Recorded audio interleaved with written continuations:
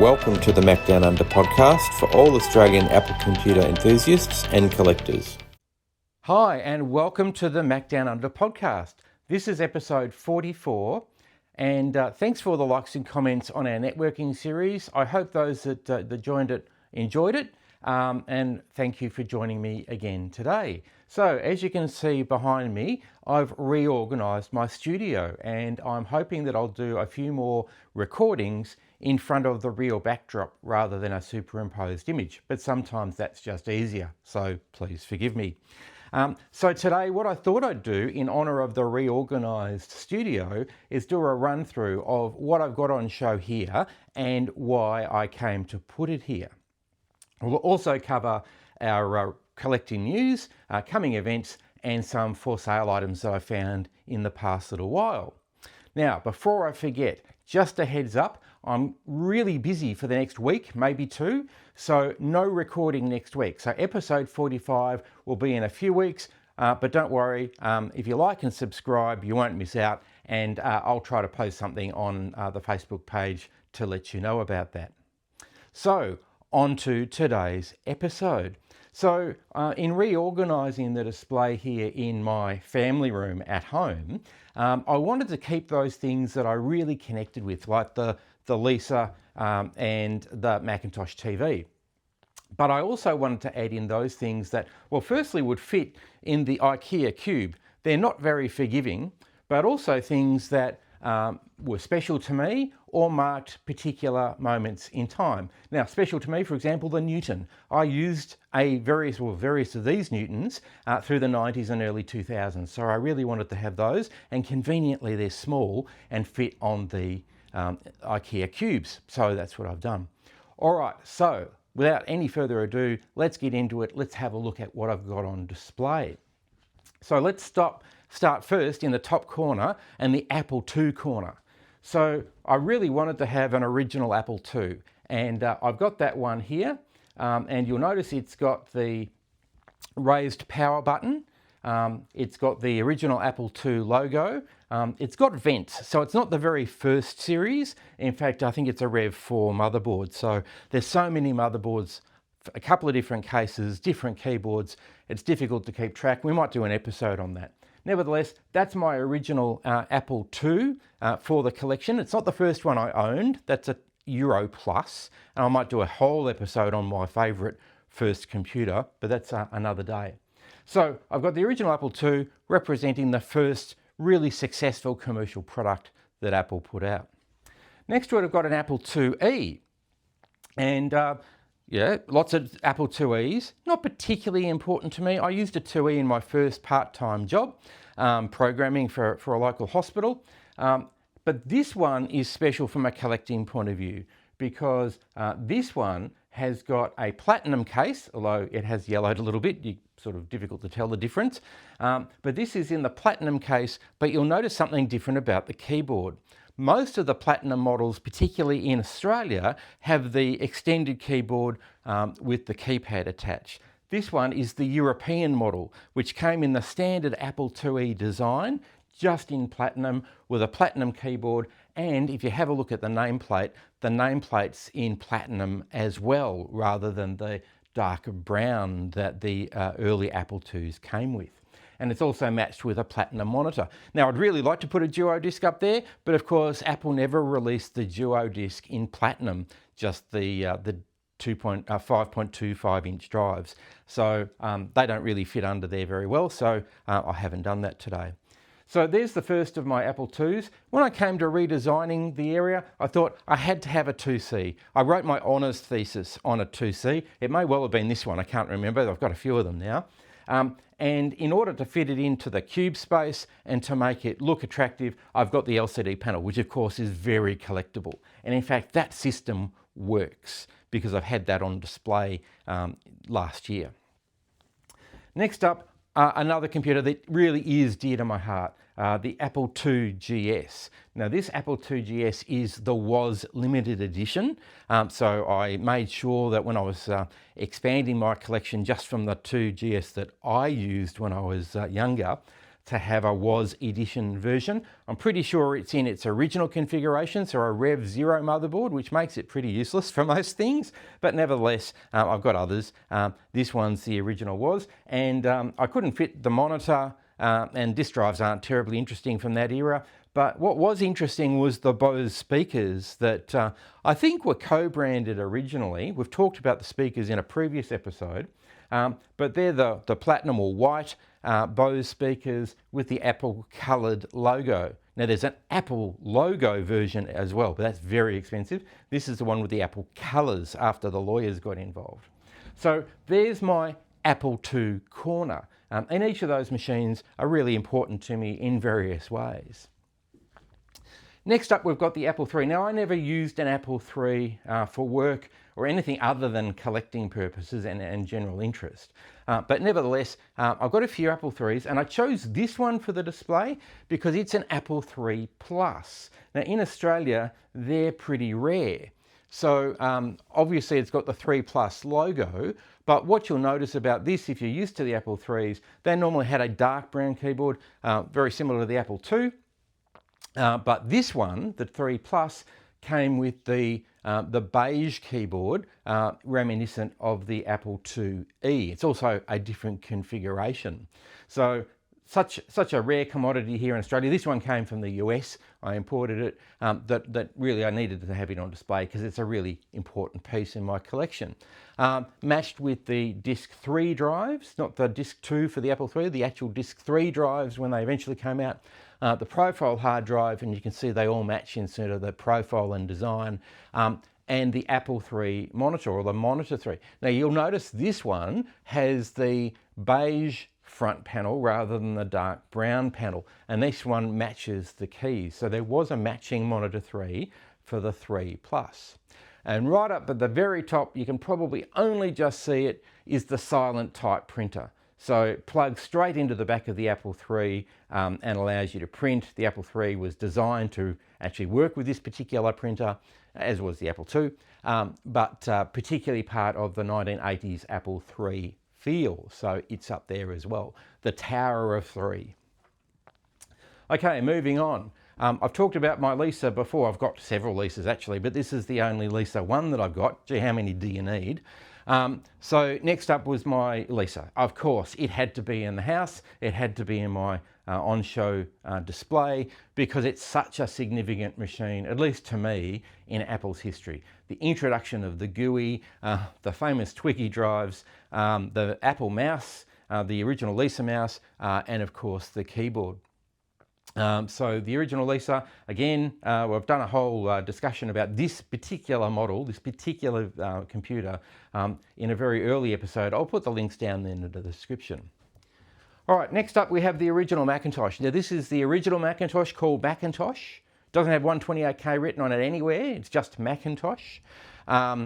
Again, pretty limited, can't do an awful lot with them. In fact, it's really hard to even get them to work with the HD20 I've put underneath it, but I thought since I had one out, I'd put it on display. But the Mac 128, of course, quintessential in Apple's history. Eventually, of course, the predecessor to the current MacBook, Power Mac, it's Mac Pros, etc., Mac Minis. So the original Macintosh, obviously really important. Next up, I started to run out of a bit of space, and so I needed something that would fit, and I always wanted to have my Macintosh TV on display. So here it is. Again, it was the first of this design. So it preceded the LC 520, and it has a different power supply as a result, which is a bit of a shame because they do start to fail. But nevertheless, the Macintosh TV, again, had to be imported from the US because they never made it here to Australia, not officially anyway. So that one was fully imported. All right, down here on the bottom, I have my 20th anniversary Macintosh. Again, it works. I've had it on display recently, the last couple of times actually. So I had to have it out and about, and of course the subwoofer is on the ground at the moment. Normally I put it up here, but for today I put it on the ground where it actually belongs, sadly, because that's where you get the best bass sound from it. But the 20th anniversary Macintosh I had to have on display and easy access because I do display it a fair bit. And next, the original Bondi Blue. Well, in fact, this is a Rev B, not a Rev A. So if you've got a Rev A, let me know. I'm interested in one. But this is my Rev B, and I have had it out and working. Sadly, before I put it out the last time, the hard drives failed. So it doesn't boot at the moment, largely because the hard drives failed. It makes a terrible shrieking noise when you turn it on. And no, it's not the power supply, it is the hard drive, I know. So that sort of rounds out the top row of computers. And again, I've put up my, my mounted replica Apple I board for display. I've had this down at the Mac Museum last year, but a good place to put it because it is important, again, in terms of Apple history. It was, well, this is a replica of it, but it was the first computer, of course, that Apple released in 1976 in motherboard form or in fully socketed and shipped computer design as well. Notably, no power supply, no keyboard, no monitor. You needed to supply all of those yourself. So back onto this second row. Well, I've already talked about the Apple IIs, but moving forward, I thought the Apple Design Group stuff was, Industrial Design Group was really important. And so we've got the Apple Design speakers, version 1 and version 2. And in the back, you can see another set of those Bose speakers that came out with the 2GS. I couldn't resist when there was a couple of cheap pairs around, again, imported from the US. So speakers important. And again, Matt and I did an episode on Apple speakers last year. So I'll put, again, the links down in the description. Next up, PowerBooks, laptops. Apple was really, early in the design of portable devices. The 2C is a good example of that. And unfortunately, the Mac Portable just didn't fit.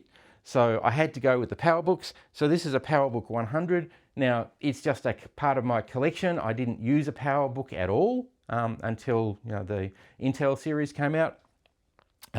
Nevertheless, a PowerBook 100, I thought, interestingly, of course, designed by Sony to miniaturize things on behalf of Apple. And there's a bit of a theme coming up, but the PowerBook 100, of course, being in the first series of Apple's PowerBooks, very heavily based and influenced by the circuitry of the Mac Portable. And of course, the floppy drive there as well.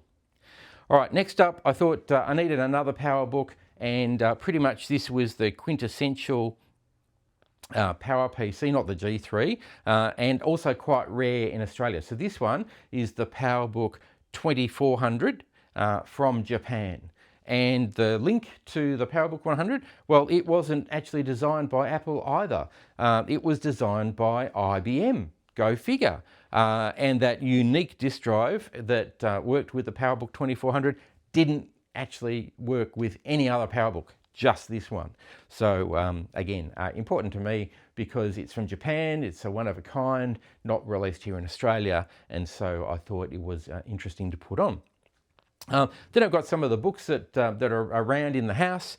I've got so many boxes of manuals outside. I keep on telling people I don't collect manuals, but along the way I have picked up so many it isn't funny. But some books that I did buy. So far, the first 10 years of Apple history, great photos and a bit of a story. And the other one is Apple Design, the work of the Apple Industrial Design Group, which is fantastic, particularly if you want to look at the frog designs that Apple had in the late 80s. And just some fantastic photographs of prototypes that were never released and of mock-ups that didn't even get to prototype stage. Fantastic book. And then just some manuals that I happen to have in the house. I guess this one that's still in the package that, as it arrived to me secondhand, is the Red Book. If you're not familiar with the Red Book came with the original Apple II, complete with circuit diagrams, and it's much, much bigger than I expected. But that's the Red Book, pretty important in Apple history. And one of the other ones that I've got here, I just happen to know it's there, is the original Macintosh logo book, the original 128K manual. Again, just says Macintosh because there was just the Macintosh. So a nice collectible. And a few other books there as well. All right, let's move on to the third row. So more Apple design things. So here we have the power CD, and again, I covered that in storage devices, but the power CD and the matching Apple design speakers too in charcoal or black or whatever you want to call it, there they are. A great match and quite a statement for Apple in the 90s. Next up, I've got the camera collection. Not all of them, but a few of them. And again, we've done an episode, Matt and I did an episode on Apple cameras. Again, link down there in the description if you want to go and have a look at that.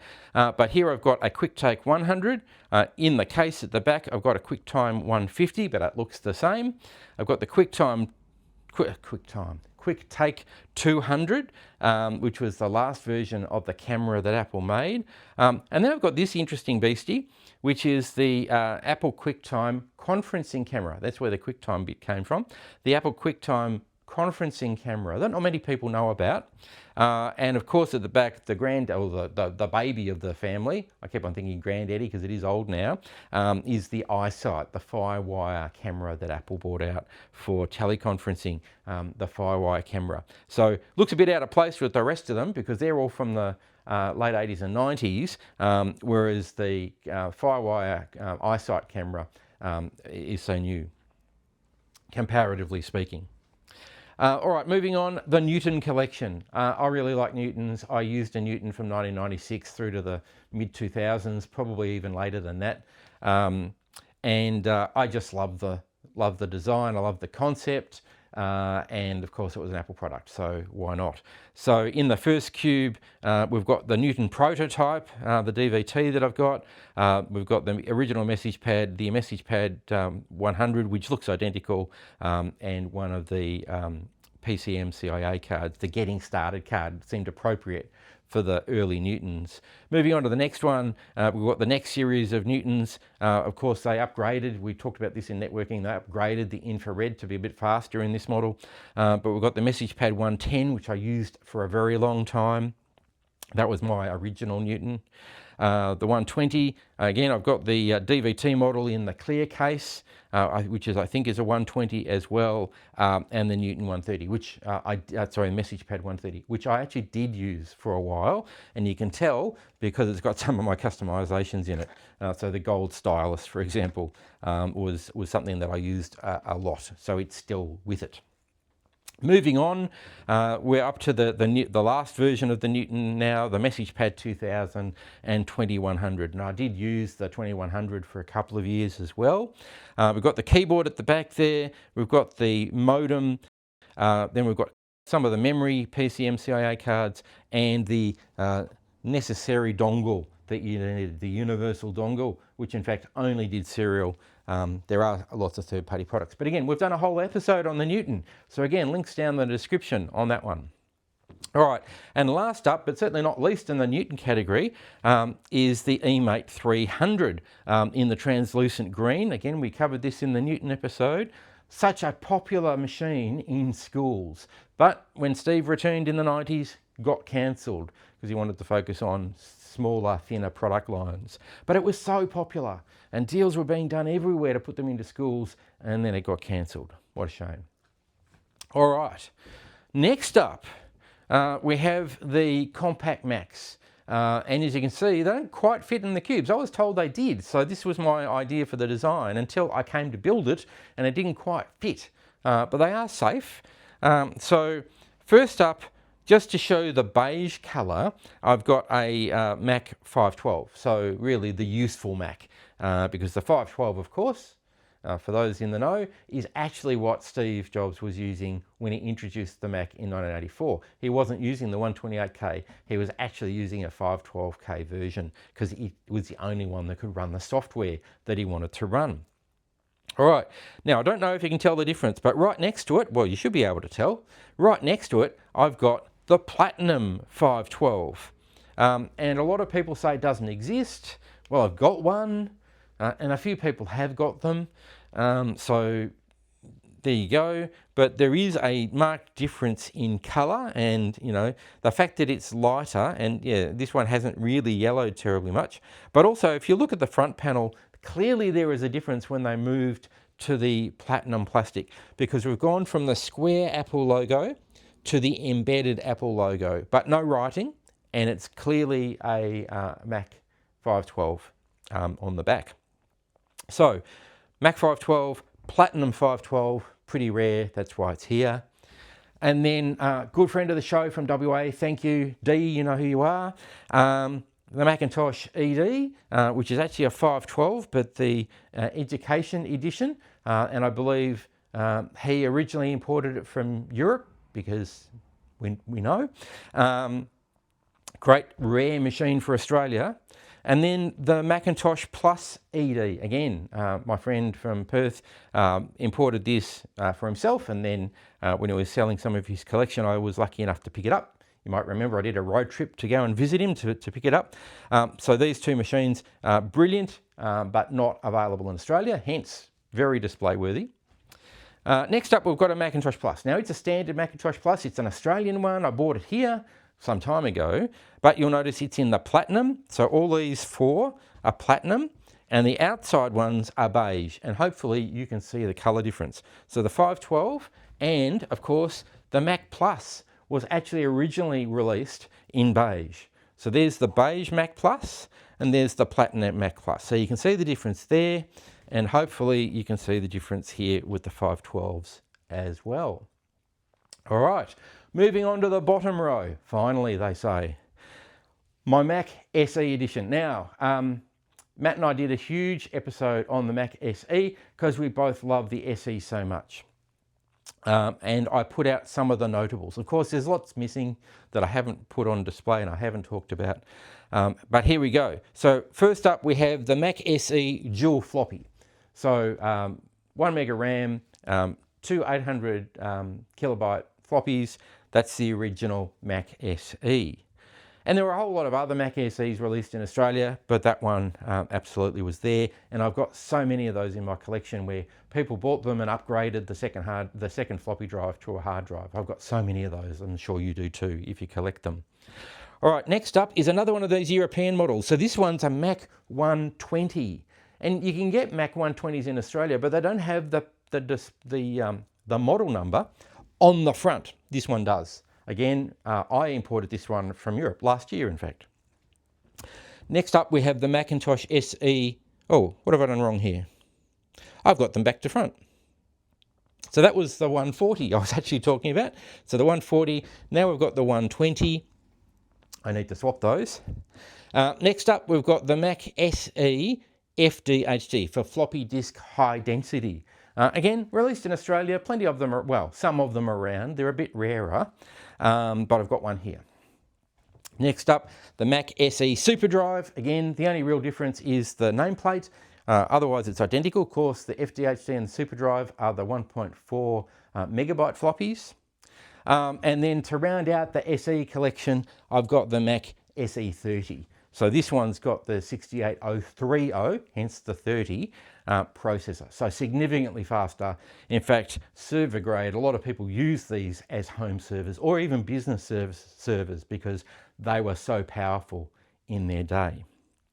So there you go. The new Macdownunder Studio. Again, I'm hoping to make more videos actually in front of the collection, possibly even about the collection. Let me down in the comments if you'd like me to do that, and we'll see how we go. But what about you? What Macs have you got on display at home, if any? How did you make the choice about which ones to put on show? It can be really difficult. How have you got them displayed? I know a lot of you do, because we've spoken about this, but I'd love to hear from you. Please let me know down in the comments. That'd be fantastic. Time for recent news. And over on the Apple II enthusiast group, user Alex is gauging interest for a new Apple II card that he's developed. Now, he's got a small production run and he's offering these cards at potentially 120 US, but there's only a handful of them at the moment, and he wants to gauge interest should he scale up. Now, the card looks pretty impressive. He's calling it an Internet KVM card, but it's designed for a single card in a single slot, and it contains Ethernet, which should be Ethernet 2 compatible, Wi-Fi, WebKVM, which basically means instead of a monitor on your Apple II, you use a web page to view the Apple II screen, which I think is fantastic. It's also got a USB keyboard and mouse adapter and a micro SD card for floppy emulation. So this thing seems to have everything you'd need. Anyway, have a look at the link down in the description if you're interested in following along and maybe expressing your interest to Alex. Next up, also on the Apple II enthusiast group, but the GitHub user Uranium Gun has released a port of the arcade game Sinistar for the Apple II GS. Now, there's been a slew of releases recently of ported games to the Apple II and the GS, and the Mac for that matter, but this is the latest one, and he's making this available for download. Now, I've never played Sinistar, but a lot of people have, and there's all sorts of review articles and so forth about it online. But my understanding is it's an arcade game, it's a space-based shoot-it-up, but Sinistar is the living spaceship that you're in, and it can change shape. I gather it's got a personality as well. So take a look, links down in the description. Next up in the Apple II GS enthusiast group on Facebook, user Javier, who's I think one of the moderators and very active in the scene, has teased a 3D render of the Applied Engineering Apple II GS conserver. And the reason that this is really interesting to me and a whole lot of others is it allows you to place two 3.5-inch disk drives under your monitor for your Apple II GS because they actually don't naturally fit there. But the conserver allows you to put the drives in them and then you put the monitor on top of the conserver. Now, he doesn't mention whether he's going to put a fan and the electronics into this, but I'd be keen just for the shell itself so that I can use it to hold my 3.5-inch disk drives underneath the Apple II GS monitor. Anyway, take a look and follow the conversation, links down in the description. And last up, in fact, just announced today over on the 20th anniversary Macintosh Facebook group, user Kelvin has shown a photo of a CD cover for your 20th anniversary Macintosh. Now, this is really important to me because some of you will know, those of you been at the Mac Museum or at any of the displays where I've had my TAM out and about, will realise that my friends and I jump on people if they're playing with the CD because my drive cover broke and I've had to repair it via super glue.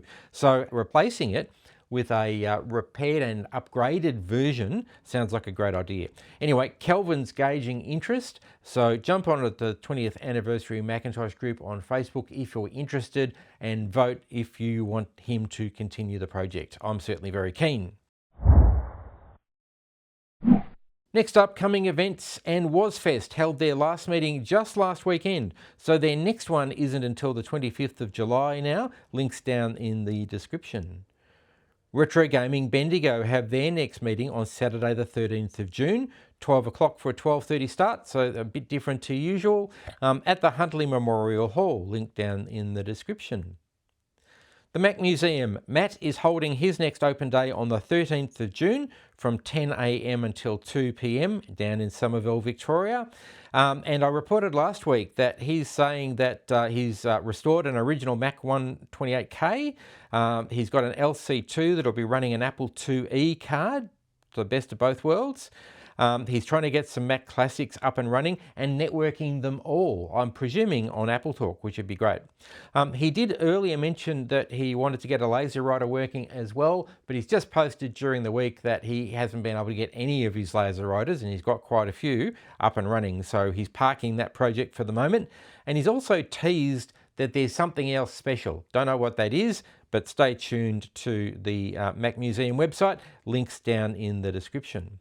The Adelaide Retro Computing Group have their next meeting on Friday the 12th of June from 5:30 till 10:30 p.m. in the Unley Community Centre in South Australia, linked down in the description.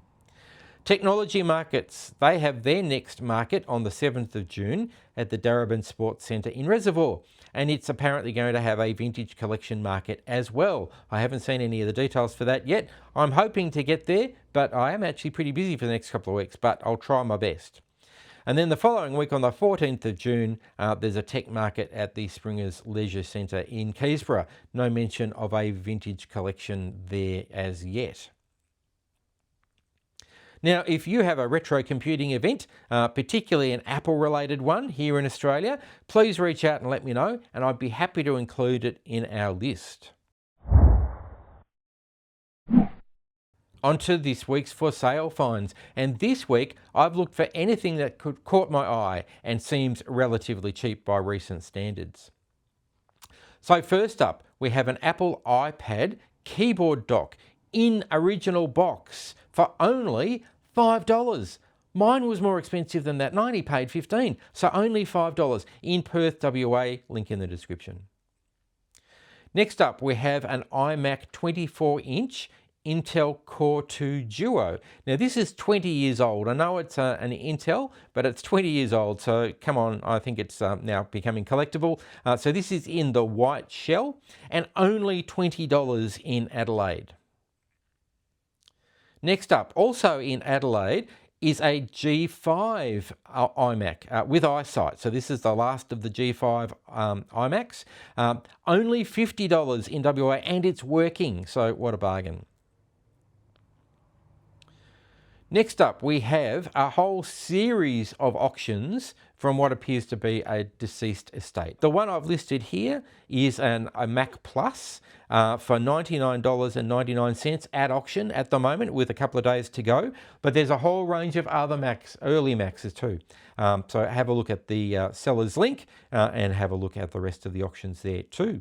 And last up, in fact, price dropped to $120 here in Melbourne, is a group of 5 iMacs. Now the seller thinks that they're working, but there's no evidence of that in the photo. So there's one white iMac iSight. So it could be a G5, but I think it's probably an Intel.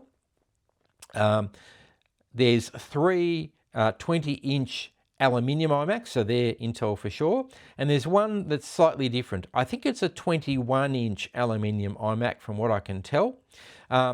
But the lot, 5 of them there for $120, price drop in Melbourne. For the right person, I think this is a bargain. Well, that brings us to the end of episode 44 of the Macdownunder Podcast and the look through the New Look Studio. I hope you enjoyed it. Let me know down in the comments what you thought about this episode and what you think about future episodes. Should I do one on each of the machines that I've got on display? Let me know. I'd love to hear from you. Now, remember, I'm busy for the next couple of weeks. So episode 45 won't be next week. It'll be in a couple of weeks' time, a few weeks' time. But make sure you like and subscribe, and that way you won't miss out on the next episode. And if you watch the Macdownunder Facebook page, I'll post updates there as well if you're interested. So until I see you next time, take care and see you soon. Thank you for joining the Macdownunder Podcast. Don't forget to like and subscribe, and we'll see you again soon.